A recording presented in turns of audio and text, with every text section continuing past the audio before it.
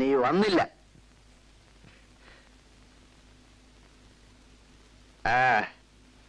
നിന്റെ അച്ഛമ്മയും കിടപ്പില്ല. എന്റെ അമ്മ മാത്ര ഇപ്പൊ അലക്ക്. ശമ്പളം വാങ്ങാൻ എക്കുറി വരാത്തപ്പോ എന്താന്ന് വിചാരിച്ചു. അച്ഛനാരെ അടുത്ത് കൊടുത്തയച്ചല്ലോ, കിട്ടിയില്ലേ? അതുകൊണ്ട് തീരെയൊന്നുമില്ല അവിടുത്തെ പ്രാരാബ്ദം. ഞാനൊരു ദിവസം വരാം അച്ഛമ്മയെ കാണാൻ. അങ്ങനെ വരണ്ട. ഞാൻ വിളിച്ചപ്പോ വരാത്തവര് അവിടെ വിരുന്നിന് വരണ്ട. ഞാനപ്പോ അവിടെ ചെലവ് നടത്തണേ.